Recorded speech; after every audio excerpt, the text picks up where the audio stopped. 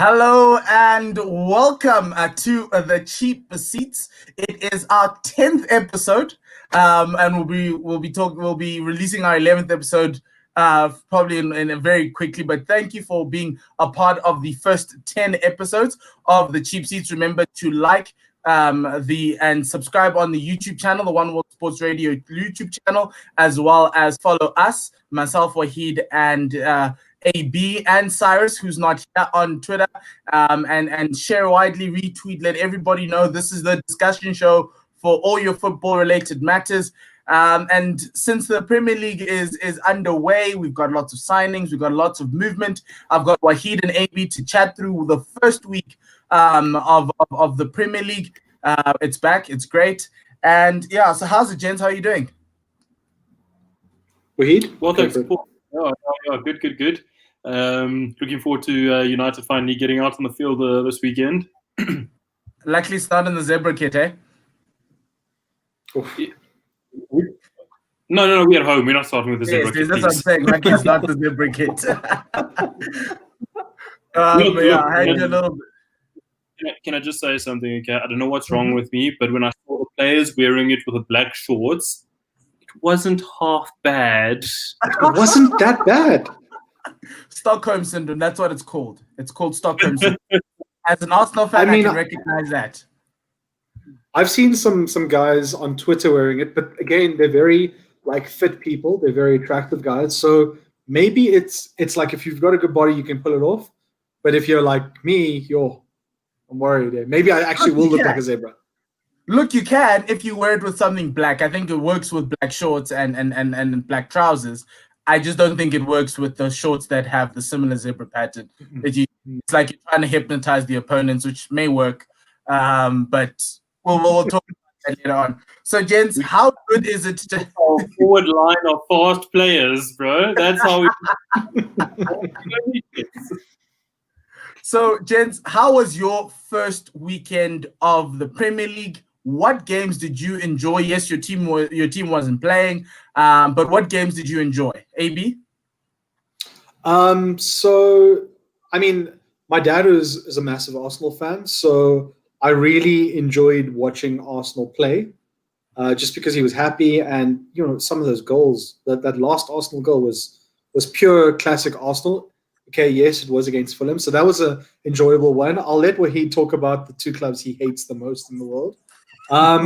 Sunday, I was a big fan of that Everton Spurs game. I was looking forward to that. I did enjoy that. It was great to see DCL, bag a goal, purely because I think he's in my draft team.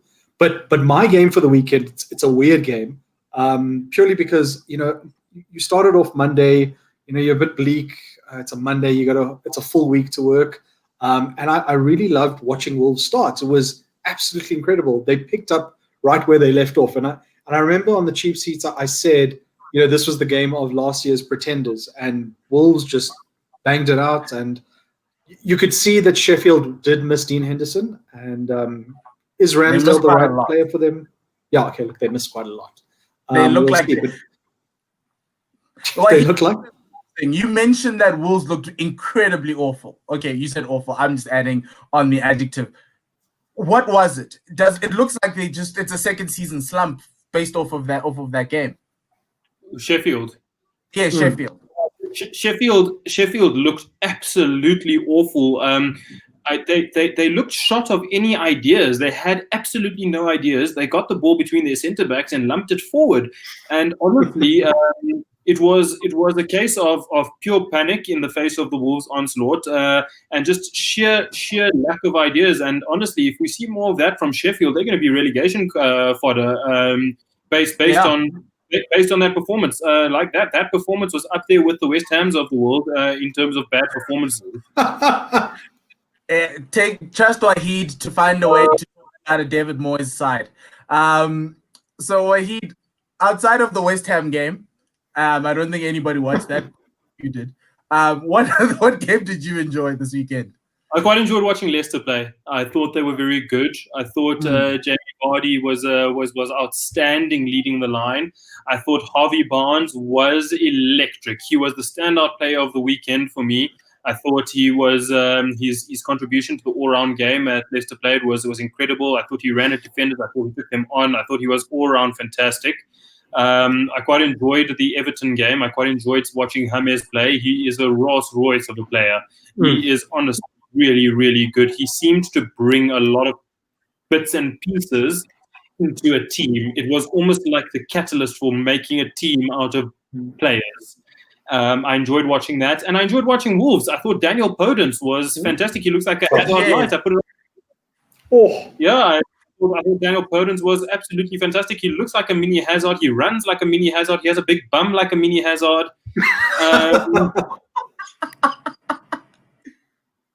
So for me, he is like a new signing. He didn't play a lot last season. Had a couple of injuries. But I think he is something for Wolves, and the fact that Fabio Silva is still on the bench, that says a lot. That says a lot about what Nuno is building. He's going to have competition. He's got Diego Jota. He's got Jimenez. He's got. They bought a wonder kid, but it's not going to be a wonder kid who's going to wander straight into the side. Mm-hmm. Which is great for his development. So from my perspective, I love that Liverpool and Leeds game. Liverpool's high line came to the fore, which makes me smile even more. And I loved it because I liked Leeds. I think they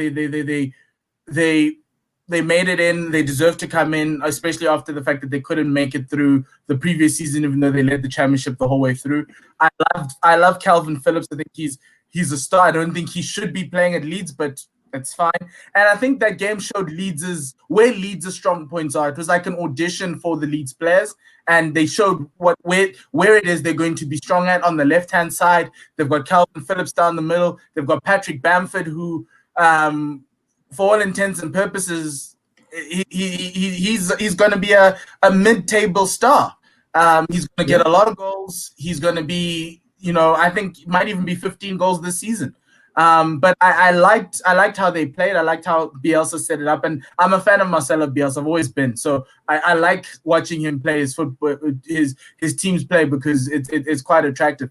The game I really enjoyed was that Everton and Tottenham game, and they have improved in this period with these signings. It's just that midfield is hard to beat, and the only thing that can beat them is injuries. If they start getting injuries in that midfield axis, the guys coming on may not be that great. So that's the only worry for Carlo Ancelotti. But Alan sitting there looking, my point was, what was Chelsea doing going after Jorginho when Alan was doing something, when Alan's always been like this, and he just fit in very nicely. But yeah, so for me, that was it. James, which players stood out for you? Wahid, which players stood out for you this week? Guys you are going to enjoy. You mentioned Podence. Anybody else that surprised you, or anyone who disappointed you even further? I mentioned Podence, I mentioned Harvey Barnes, and in the disappointment column, we've got a few Chelsea players to mention there. Kai Havertz was dead average considering his price tag, and I thought Ruben Loftus-Cheek stunk the place up, and he had a god awful game. That was a solid 1 out of 10 performance from Loftus-Cheek. I think Kepa showed why Chelsea need a new keeper, and the showed why Chelsea needed to invest in Thiago Silva and Ben Chilwell. So we'll have a look at how Chelsea develop as they start to integrate with the new players. But Chelsea, for all the buzz around their club, they won. It wasn't the most convincing performance I've ever seen from a Chelsea side. I agree with you on that. I felt that, yes, they won. They beat a Brighton side that also is looking to improve. I expected a little bit more, I don't know, I think pace, a little bit more ingenuity, a little bit more effort, and I think we'll get it in a couple of weeks. It is just the one game. Werner was impressive. He was in the Chelsea side. He showed in the game what Chelsea will gain from him, and he showed where he'll need to adapt to the Premier League. He struggled with the physicality and the pace at times, but he had that sharpness and ingenuity that Chelsea have lacked at times from their centre forward over the last few years. No, I think I think Timo Werner is just something that was a good thing for them. I'm glad that I think Chelsea have signed Edouard Mendy, so he's probably going to take over from Kepa. So I think from that perspective, I think Chelsea. I just was surprised that they didn't start with Thiago Silva. I understand he only trained once in the week. So that was the only reason why. Because I'm not a fan of Kurt Zuma. I've never been. And I don't think in a back four, Kurt Zuma does anybody any justice. He works well in a back three with him being the center guy as a sweeper. Outside of that, it doesn't work. AB, who surprised you a lot, and good or bad? Good and bad. Let's do that. Okay, so I'll focus on two players. So the good one for me was Allen. I thought, look, I mean, we all rated him. We've all seen him and what he can do in Serie A, but the change and the influence he had on that Everton midfield, he just controlled it in the palm of his hand. He reminded me of a cross between Michael Carrick and Paul Scholes in a weird way. His passing was incredible. He just had so much confidence on the ball. He could just sit and control things. I was astounded by his work. Wait. I'm sorry. I'm totally offended by what you just said. He's just taken two of the greatest midfielders to ever play the game and compared them to Allen. Hey man, don't knock at him. Carrick and Scholes. Okay, AB, keep on going. There we go. And then a player who reminded me of Vidic in one moment and Phil Jones in another moment was Virgil van Dijk. I mean, that guy has jeepers. What was he doing half the time? It was like, I mean, I'm astounded with Virgil. You know, how Liverpool didn't lose that game is beyond me. I think Rodrigo is secretly a Liverpool fan and he just had a brain fart. But they were very lucky with that result, Liverpool.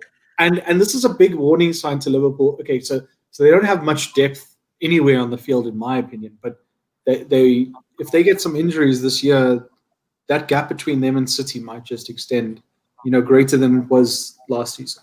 But yeah, Virgil van Dijk was not impressive. And we'll talk about Liverpool later on. AB, who impressed you a lot this week? Okay, besides Allen, let's talk about someone who I was curious as a free agent, and Willian. He got in there, he put his head down, he did his job. His set pieces were fantastic. His work rate, as always with Willian, actually maybe not as always, but you never know what you're going to get with Willian. Was just great and quietly just did his business. Again, yes, it is against Fulham, but let's see, because Nicolas Pepe has a lot to do now to get back into that starting 11 this week. I think we got to mention Gabriel as well, because last week I spent a large portion of the show slating Arsenal, slating the defense, and slating everything to do with North London. And then Paul wasn't here. Yeah. I've taken notes. And I questioned Gabriel, and I wondered if he would be the man to shore up the leaky defense. And I must be honest, I'd never watched him play before, and I was thoroughly impressed. He has quite a good stature. He seemed to communicate with those around him quite well. I'm not sure about the language barrier, but he seemed to be gesticulating in different directions. And his passing was fantastic. He brought the ball out of defense. His passing, he was able to recycle the ball really well. It's a really good performance from Gabriel. And Arsenal as a whole, Arsenal didn't look like a basket case of a club that they have been for the last 2-3 years. And I agree with you. Obviously, I would. Thank you for trying to redeem my Arsenal. But yeah, so Gabriel and Rob Holding were the two highest passes this past game week, in game week 1. And Gabriel led I think he had about 120 passes, was ridiculous. And that showed how Arteta wanted to play. He was looking for a centre back who could play on the ball. But defensively, him and Rob Holding are just immense area league, which is where Arsenal always have struggled in terms of set pieces, balls coming into the box. It was a first time in a while where I was comfortable in that game where set pieces were coming in. The game was at 1-0. We didn't know where it was going. They're still trying to get in, and Gabriel and Holding were stepping up. That goal he scored was a great reward for him, for a really great game. So he was the one guy I was surprised. I was impressed by. I didn't think he'd take to the Premier League the way he did. I thought there would be a mistake coming, and it didn't arrive, because normally he does have mistakes here and there, and so from when I've watched him before, so I was like, okay, cool, maybe there's a mistake coming. There wasn't. Willian was great. It's kind of Chelsea sent him away because of the age to get younger players in, but I kind of felt that Chelsea would have done would still need him this season, with all the new guys coming in from overseas. So I think that was a great signing for them. The guy that surprised me the entire weekend was Castagna. As a right back myself, I really enjoyed the way he played. I love the fact that he bombed down the right, because with Harvey Barnes on the left, you've got an attacking threat with Leicester, but on the right hand side sometimes they just can't find it, especially now with Maddison out and Demarai Gray just being who he is and the way they play. So having Castagna just bomb down the right was really good for them. I really enjoyed Luca Digne against Everton. I thought I kind of liked him, but I just never thought he was a top wing back for Everton, especially when he joined. I thought that last season he wasn't that great. He got some assists. He helps them out, but I think with the guys around him now, it's just incredible. I liked Abdoulaye Doucouré. That for me was he just kept doing what at Watford, being that box to box, being the link between Allen and the front four, and he was just working, and that kind of stifled Tottenham's midfield, which for anybody else, including myself, I'm very happy about. The guy who bothered me the most is Virgil van Dijk, as AB said. I just don't know what's going on. And on top of that, actually, no, that entire Liverpool back four, I don't know what's going on there. It's as though they've started the season and they've forgotten what's going on. And a lot of people, and this is what leads me on to this. So from a Liverpool perspective, gents, that's the big talking point this weekend. What's going on there in the back four? How can they fix it? Is the signing of Thiago going to help them be better defensively? There's a theory that says that the reason why they're so bad is because the midfield combinations in front of them keep on changing. Jurgen Klopp has used 10 different midfield combinations in front of that back four last season, and he's only repeated one combination 4 times, and that combination is Henderson, Jorginho Wijnaldum, and Alex Oxlade-Chamberlain in the 3. But he hasn't repeated that ever since, and ever since then they've conceded 21 goals in the last 13 games of the Premier League season last year. What's going on? Is it a high line? I don't know. Like I have theories, but that's why we're here to ask you. Yeah, my theory. I've maintained for a long time that there's players in that defensive setup who are very excellent footballers, but not very good defenders. And I'm looking at Trent Alexander-Arnold. He's one of the best footballers in the league, and he's playing at right back. And we have seen him exposed at times for Liverpool, but mainly for England. When he plays for England, he gets very, very exposed. And I think it's as a direct result of Jurgen Klopp coming up with a system that it's almost weird insofar as he's built a system around his right back. He's understood the value of Trent Alexander-Arnold. He's built a system to get the best out of Trent Alexander-Arnold, and they've done that quite successfully. Having said that, in all teams at all times, you need a bit of evolution. And what's probably happened is that as teams have watched and analyzed Jurgen Klopp's Liverpool develop, they've realized how Alexander-Arnold and Robertson are very attacking players. They've looked at Jurgen Klopp's system, they've understood the system and tried to exploit the system. And the system can be exploited by putting pressure on those fullbacks, who are very good players, but not necessarily the most defensively sound players in the world. And I think that's what you're seeing. I think you're seeing players, managers, opposition managers starting to understand the Liverpool system better. The midfield, yeah, I get the whole tinkering idea. It's not something I really buy into because you do need to rotate your pack over the course of the season. So it's not something I buy into. If you were telling me that the defense was shifting a lot, that you couldn't maintain the back four, I'd buy into it a bit more. But I don't really fully buy into what's happening in front of them. And I think Liverpool further, I must say that Mo Salah was. We didn't mention him in the players that impressed us, but he was the most impressive player in the Premier League this weekend. I think it's getting to a point where Salah is so good that we just look at him dropping a performance like that and go, yes, that's normal practice. But he was unbelievable. He was simply unplayable at times. He looks mean. He looks ready. He looks like he's ready to carry this Liverpool side. So, yeah, I was really impressed with Mo Salah this weekend. Oh, Mo Salah. Oh, Mo Salah. AB, what do you think is the issue with Liverpool's back four? So he touched on it really nicely. You've got an exceptional footballer in Trent and Andy Robertson, equally. And you look at those two fullbacks, and they spend most of their time going forward, worrying about the attacking side of the game, then, in my opinion, focusing on what they were hired to do, which is be defenders outright first and foremost, and then, worrying about going forward and bombing forward and getting those crosses in. And their fluid front three doesn't help with that because, you'll see Mane and Salah cutting in, Firmino dropping deeper, and then putting a lot of pressure on these guys to bombard forward. And successfully, last season they won it because they were just so amazing attackingly.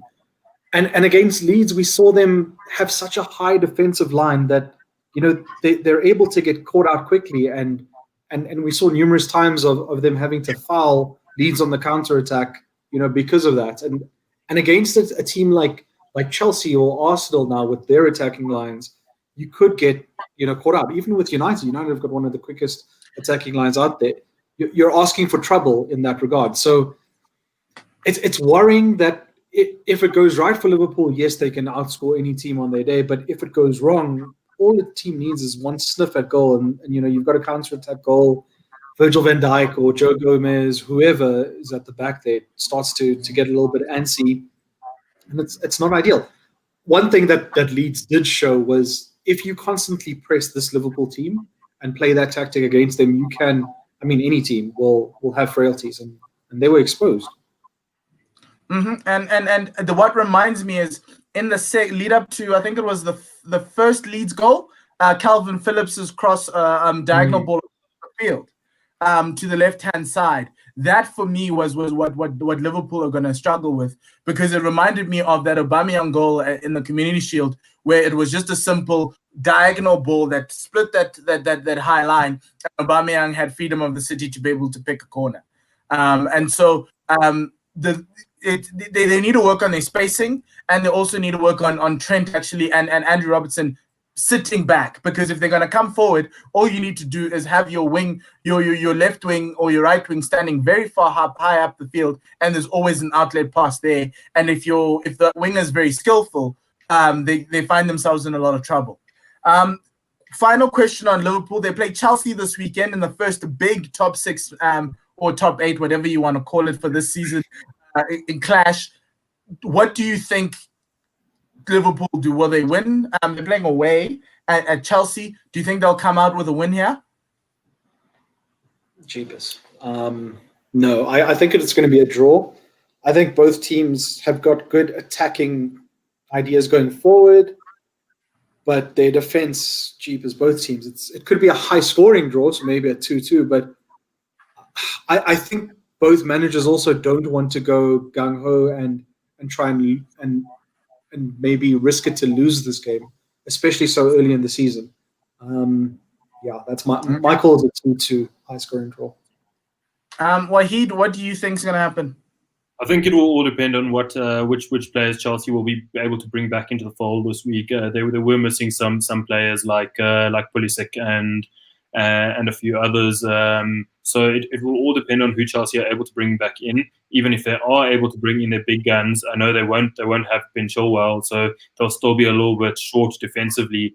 I think that Liverpool showed this weekend that they are frail with teams coming with teams pressing them. But at the same time, if a team presses Liverpool and doesn't watch themselves, they will be picked off by those fantastic attacking players. So I'm expecting similar. I would expect a few goals in this, but I wouldn't be too surprised to see Liverpool walk away with a win behind their name. Liverpool have become very accustomed to winning when it matters, winning ugly, winning. Just winning. They're a winning machine, and they know how to win at the moment. I wouldn't be surprised to see them to see them beat Chelsea at Stamford Bridge. No, I agree with you. I think Liverpool's going to win. Is going to shade this one. They really live for the big games now, and they've got that championship pedigree behind them to help them.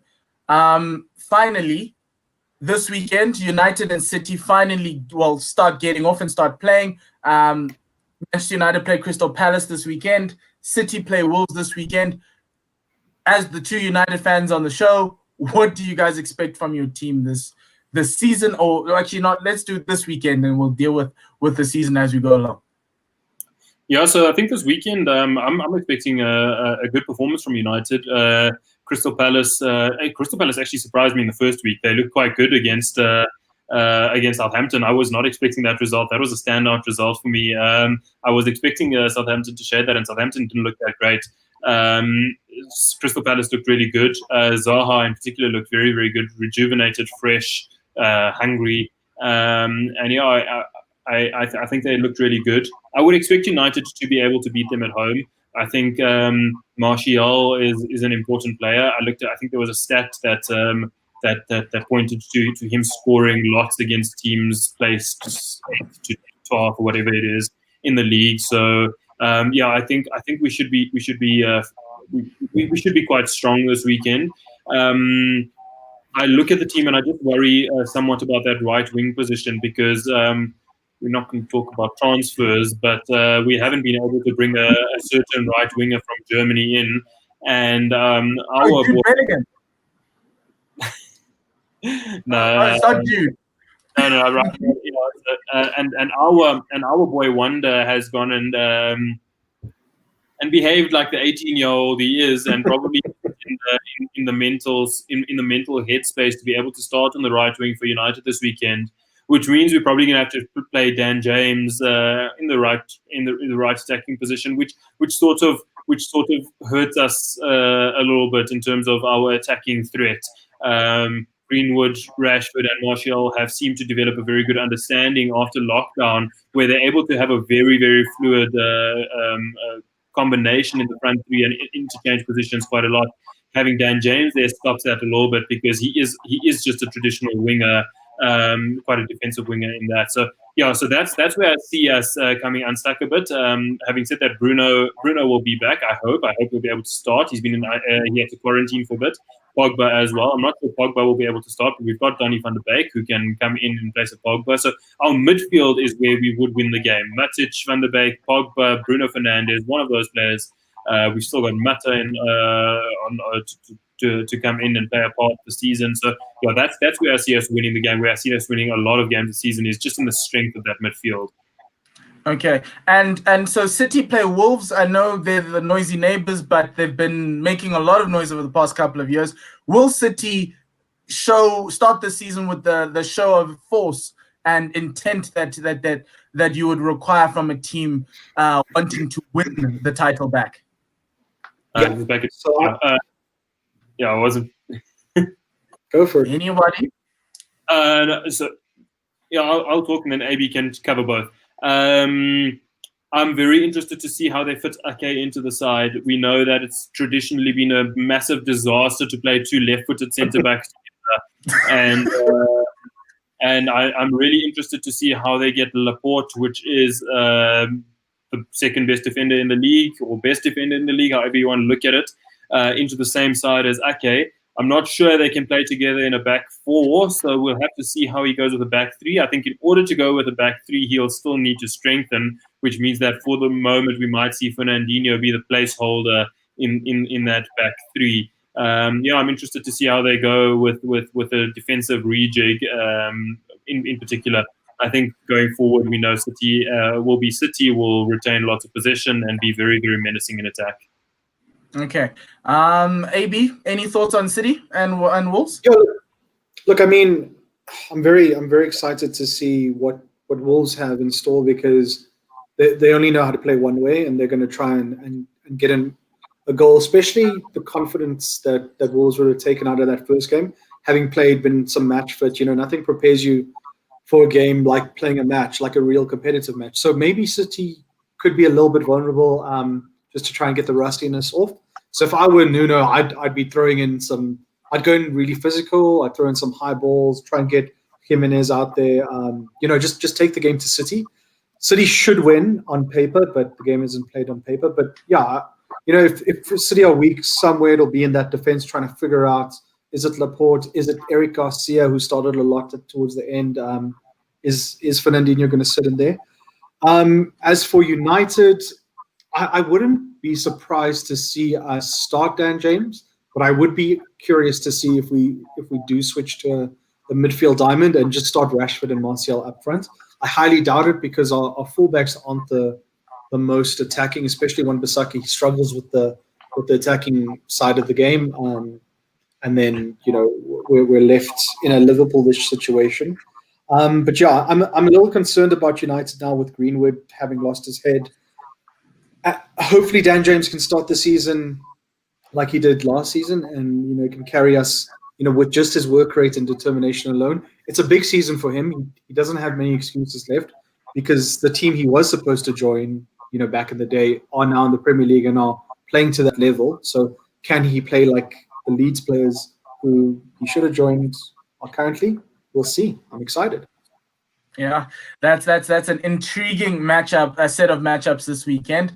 I honestly think Crystal Palace they surprised me a lot this past weekend, and I do think you guys should easily go through them. I think Martial has scored like 11 goals at home, 7 assists. It's ridiculous, and so I think even if you don't have Mason Greenwood, you should be able to be comfortable even on that left hand side. There's a kid you need to watch who's probably gonna get a full run out.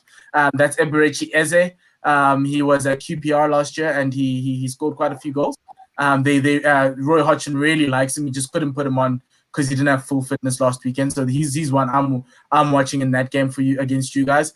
And I think from a City perspective, I think they're gonna come out guns blazing. They hurt. Last season, I think, hurt them. I think they'll come out guns blazing. But Nuno's team is Nuno's team, and Nuno's team is physical. And that's going to be a problem for them. I do see them actually dropping points in this one. I think it'll be a draw. I don't think they'll pull away. Raheem Sterling, it's going to depend, I think, on how Raheem Sterling and KDB are how fully fit they are, and if they're willing. We had international break this past week, the week before the start. So maybe those guys will have it. Interesting situation, I think, with Ake is that could he he'll play on the left hand side of that defense. But is he gonna? I watched him against the Netherlands, and it seemed like he was playing some sort of a left back, or he was playing on the left hand side of a 3.